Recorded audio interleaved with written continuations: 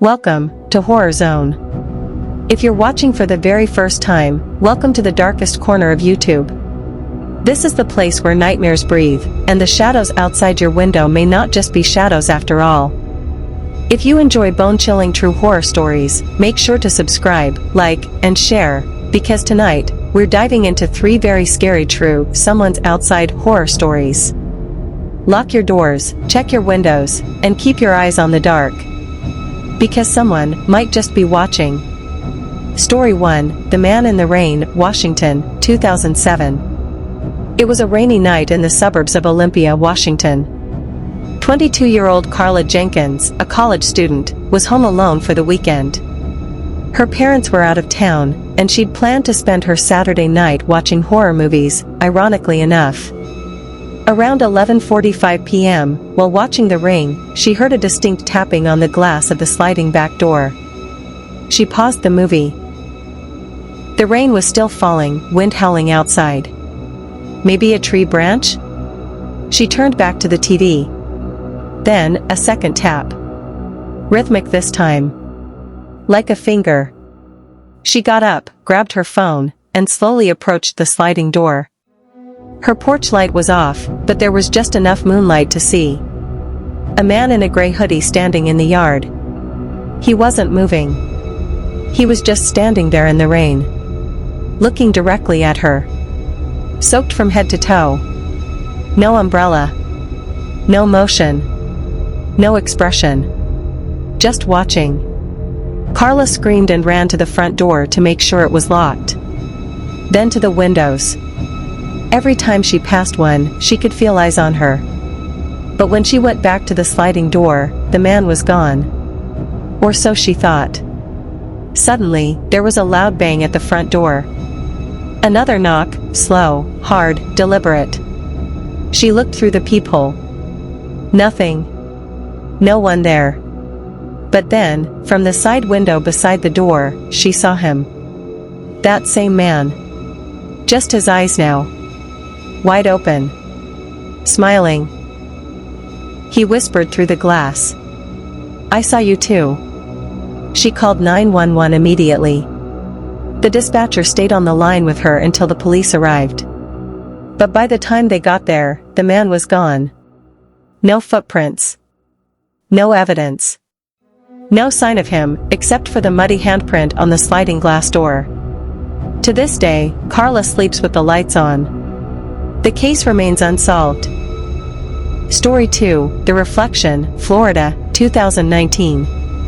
Marcus Lee, a 35-year-old software engineer from Tampa, lived in a small, ground-floor apartment. He was a quiet guy, mostly worked from home, and had a habit of staying up late coding with music on. One night, around 2:30 a.m., Marcus paused his playlist and went to the kitchen for a drink.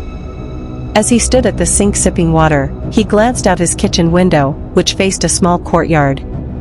And that's when he noticed something strange in the reflection. In the dim glass of the window, he saw a face. It wasn't behind him.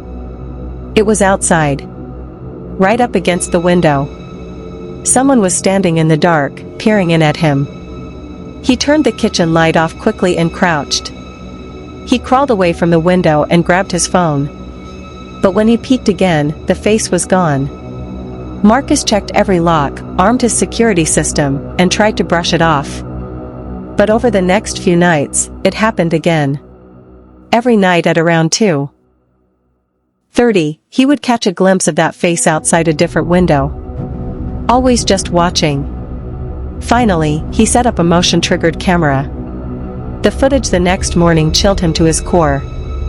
A man, completely bald, barefoot, wearing a torn hospital gown, was walking up to his windows. Just staring in. Not trying to break in.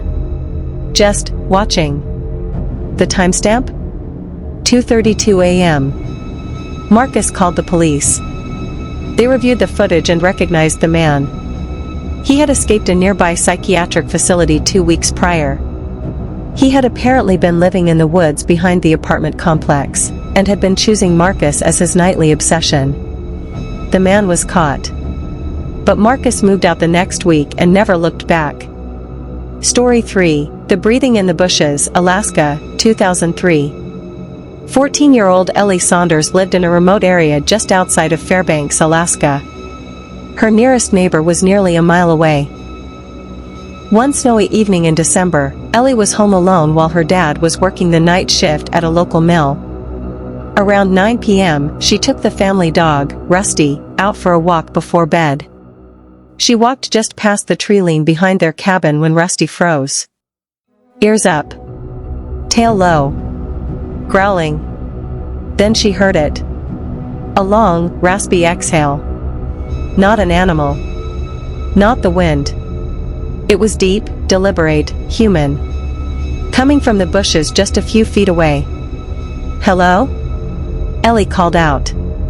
No answer. Just more breathing. She yanked Rusty's leash and started walking backward. That's when she saw the outline. A person. Hunched. Kneeling in the snow. Watching her. Hidden under branches and snow. Face barely visible, but she could tell, his mouth was open. Breathing loudly. Slowly. She ran. Back to the house, locked the door, and hid in the pantry with Rusty. About 5 minutes later, there was a soft knock on the back door. She didn't move. Then came a whisper. "I saw your dog, can I come pet him?" She didn't answer.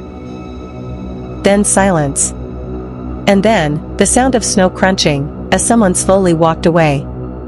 Her dad. Her dad came home at 11 p.m. and searched the area, shotgun in hand, but found only one thing, a makeshift bedding of pine branches and old cloth in the bushes. Someone had been living out there, watching them for days. They never found out who it was. 3 stories. 3 people. One chilling truth. You never really know who, or what, is outside your window. If you enjoyed this video, don't forget to like, subscribe, and share. Every click helps this haunted channel grow and brings more terrifying stories to life. This is Horror Zone, signing off for now. But remember, the next time you hear a knock, it might not be just the wind.